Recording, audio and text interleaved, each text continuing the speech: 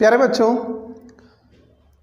जो भी हमारे क्लास 5th के प्रोमोटेड 6th में बच्चे हैं और जो हमारे 6th से 7th में हैं और 7th से 8th में प्रोमोटेड बच्चे हैं, उन लोगों के लिए मैं यहाँ पे आज ट्रांसलेशन करना बताऊँगा।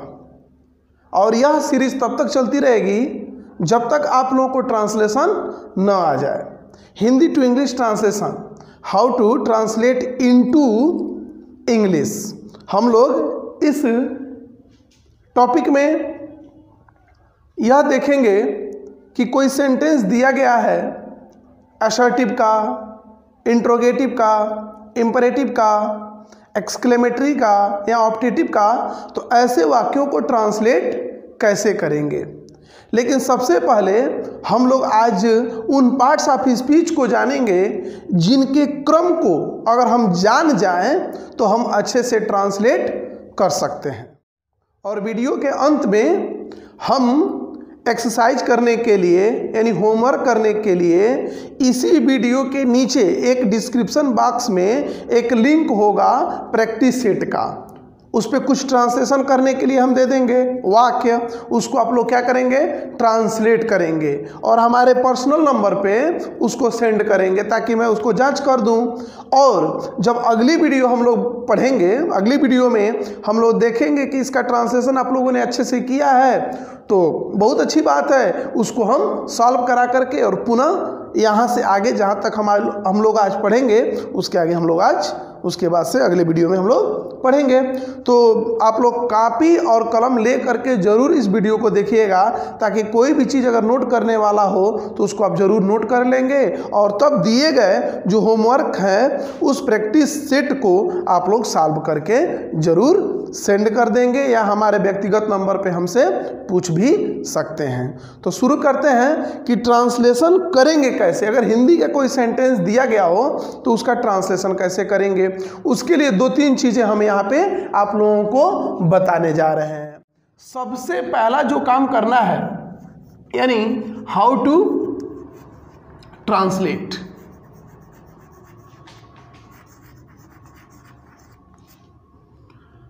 How to translate into English.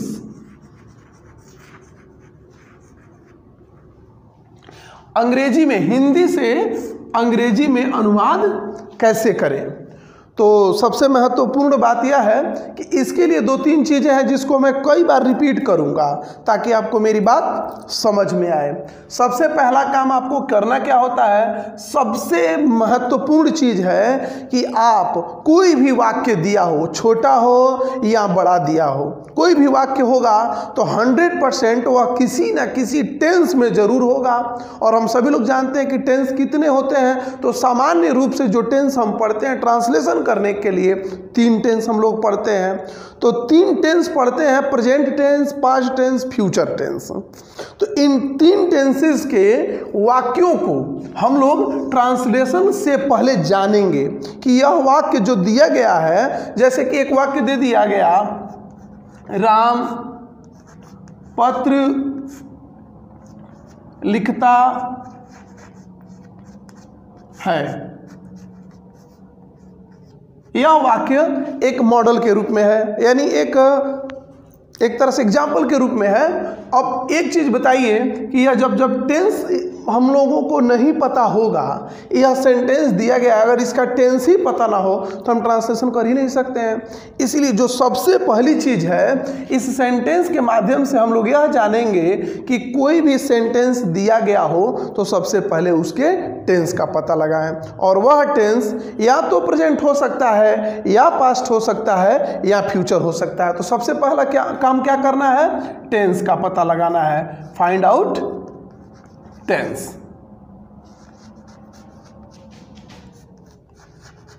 Find out tense. सबसे पहला काम आप टेंस का पता लगाएंगे। अभी हम यह बता रहे हैं कि करना क्या है किसी वाक्य का ट्रांसलेट करने के लिए। उसके बाद हम ट्रांसलेशन करने के नियमों को बताएंगे, उसके स्ट्रक्चर को बताएंगे ताकि आपको समझ में आए कि ट्रांसलेशन करना कैसे होता है।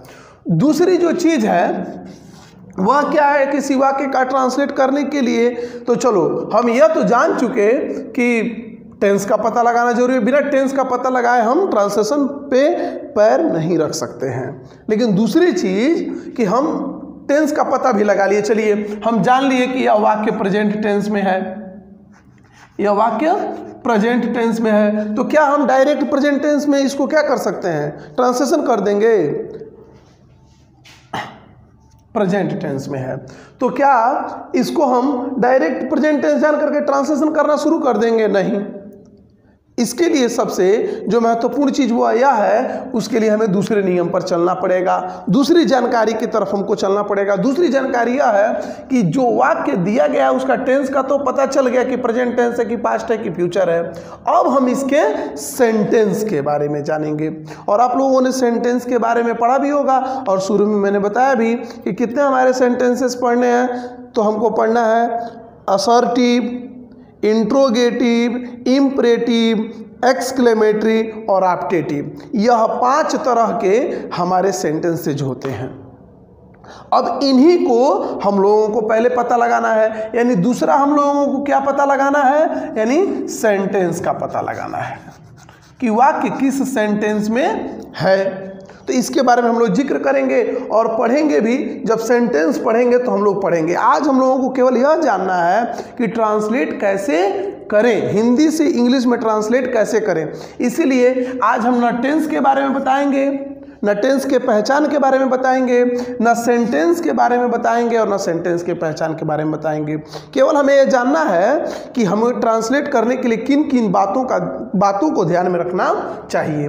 तो सबसे पहले हम लोगों को किन चीज़ों को ध्यान में रखना चाहिए कि वाक्य किस टेंस में है। दूसरा क्या पता लगाना है कि वाक्य किस सेंटेंस में है। चलिए सेंटेंस का भी मान लीजिए हमको पता लग जाता है कि यह एक असर्टिव सेंटेंस है, और असर्टिव सेंटेंस का एक अफर्मेटिव यानी पॉजिटिव सेंटेंस है। अगर इसका भी हमको पता लग गया तो सेंटेंस के पता लगाने के बाद भी हम ट्रांसलेट तुरंत नहीं कर सकते। अब हमें किस चीज़ का पता लगाना है, तो तीसरे हम नियम पर जो पता लगाना है ट्रांसलेट कैसे करेंगे उसको हम जानेंगे। तो तीसरी चीज जो ट्रांसलेट करने के लिए जानना जरूरी है वह क्या है, तो पार्ट्स ऑफ स्पीच के बारे में जानकारी आपको होनी चाहिए। यानी आपको यह देखना है कि टेंस देख लिए, सेंटेंस देख लिए, तो उस टेंस और उस सेंटेंस का रूल क्या है, और उसमें आने वाले जितने भी पार्ट्स ऑफ स्पीच हैं, पार्ट्स ऑफ स्पीच यानी noun, pronoun, adjective, verb, adverb हैं, वे किस रूप में आए हैं। यानी देखना है कि कौन नाउन है, कौन प्रोनाउन है, कौन एडजेक्टिव है, कौन एडवर्ब है।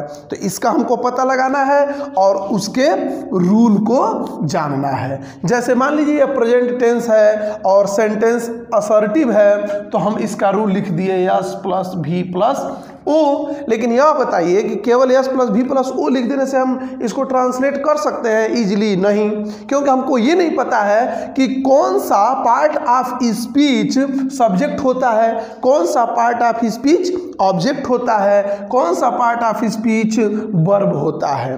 तो इन चीज़ों को जानने के लिए हम रूल और रूल में आने वाले सभी पार्ट्स ऑफ स्पीच को जानेंगे। उसके बाद हम चौथे नंबर पे पहुंचेंगे कि चौथी चीज क्या है हिंदी से इंग्लिश में ट्रांसलेट करने की।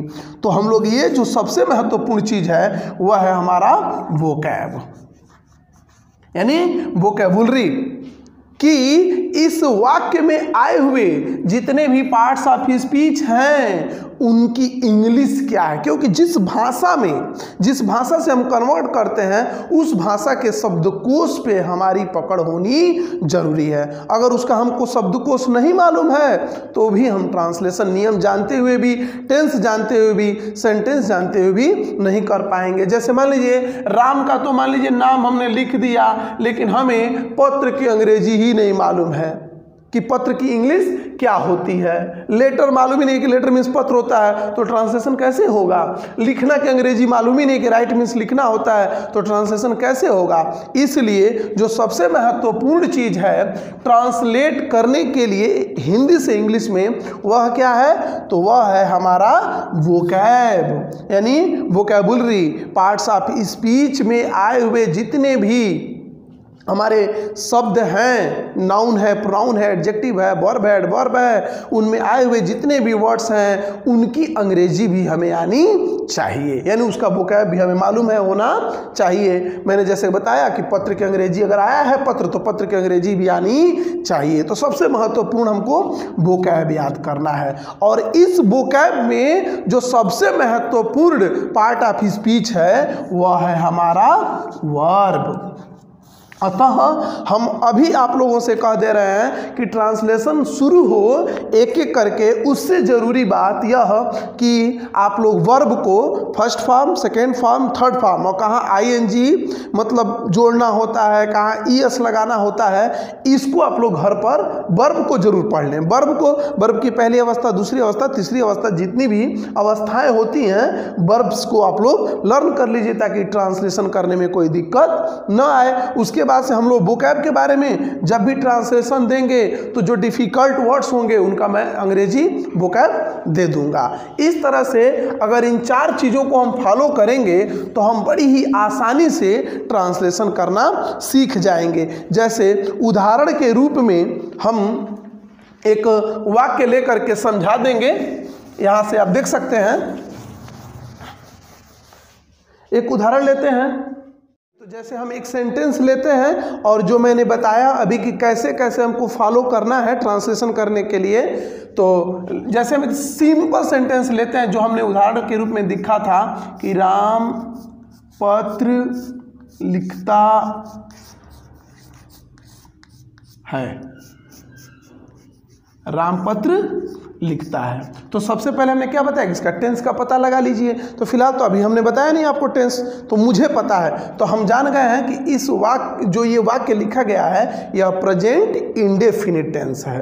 अब कैसे पता लगा ये तो हम आगे आप लोगों को बताएंगे। तो हमको ट्रांसलेट करना है तो सबसे पहला काम हम लोग को टेंस का पता लगा लिए। तो प्रेजेंट इंडेफिनिट टेंस होता है तो हम लोगों ने इसको पता लगा लिया कि यह प्रेजेंट इंडेफिनिट टेंस है। दूसरा हमने क्या बताया कि सेंटेंस का पता लगाइए। तो सेंटेंस हमारा असर्टिव है और असर्टिव का जो स्ट्रक्चर होता है अभी मैंने बताया कि S + V + O होता है। और उसके बाद से क्या मैंने बताया, इम्परेटिव, सॉरी उसके बाद से तीसरा जो मैंने रूल बताया था वो क्या बताया था कि हमें किस चीज़ की आवश्यकता होगी, रूल्स की। और उस रूल्स के अकॉर्डिंग पार्ट्स ऑफ स्पीच को ठीक से रखना है कि जो शब्द जहाँ आएगा वहाँ उसी को लिखना है। और चौथा हमने बताया कि हमें वोकैब की आवश्यकता होगी, यानी राम की अंग्रेजी राम हो गई, पत्र की अंग्रेजी लेटर हो गई और लिखना का अंग्रेजी राइट हो गया।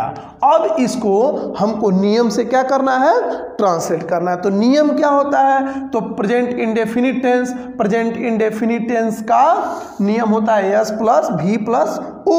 और भी इसमें बहुत सारे रूल्स आएंगे, तो जब हम नियम बताना शुरू करेंगे कि ट्रांसलेट करना कैसे है, तो सबसे महत्वपूर्ण चीज़ कि हमें कितना हो भी बड़ा सेंटेंस दिया हो या कितना हो भी छोटा सेंटेंस दिया हो, अगर आप इस रूल को फॉलो कर गए S + V + O, अगर इसको आप समझ गए तो आप दुनिया का कोई भी वाक्य हिंदी से इंग्लिश में ट्रांसलेट कर सकते हैं।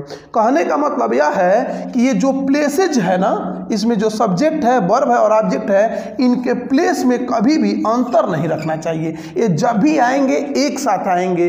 उसके बाद कुछ भी वाक्य में आए, हमको जहाँ जो आए इधर उधर करना होगा करेंगे, लेकिन S + V + O, इसका मतलब इस वाक्य का सब्जेक्ट, इस वाक्य का ऑब्जेक्ट और इस वाक्य का मुख्य क्रिया यानी मेन वर्ब कभी भी अपने साथ ही एक दूसरे का हाथ जोड़ करके ही रहते हैं। इनको हम कभी भी अलग नहीं रख सकते। जब हम लिखेंगे सब्जेक्ट तो वर्ब ही आएगा और जब हम वर्ब लिखेंगे तो ऑब्जेक्ट ही आएगा, यानी इसके संबंधों को हमको तोड़ना नहीं है। अगर इस नियम पर हम ध्यान देंगे तो दुनिया का कोई भी ट्रांसलेशन हम आसानी से बना सकते हैं। तो इतनी चीज दिमाग में रखिए तो आराम से। सबसे पहले सब्जेक्ट हमने लिख दिया राम, राम के बाद यहाँ पे हमने लिख दिया भी, वर्ब है लिखना, राइट, और राइट के बाद राम सिंगुलर नंबर में है तो हमने यस लगा दिया तो राइट्स हो गया, तो राम राइट्स। अब पत्र एक वचन में है तो एक ए लेटर लिखना होगा यहाँ पे, तो ये बन गया। तो ये ट्रांसलेशन तो हमने कर लिया, लेकिन हमें जो ये ट्रांसलेशन करना है वो नियम से करना है, टेंस को जान करके करना है और सेंटेंस को जान करके करना है। तो इस चीज़ को अच्छे से समझ लीजिएगा बहुत बेहतरीन तरीके से। और मैंने क्या बताया कि वर्ब याद कर लीजिएगा, first form, second form, third form, तो आप आराम से ट्रांसलेट करना सीख जाएंगे। यानी अगली वीडियो में हम लोग एक एक करके टेंस को देखते हुए हम लोग इसको पढ़ेंगे, ट्रांसलेट करना सीखेंगे। या हमने 4 चीज़ें बताई आप लोगों को, इसको आप लोग फॉलो करेंगे, हिंदी टू इंग्लिश ट्रांसलेशन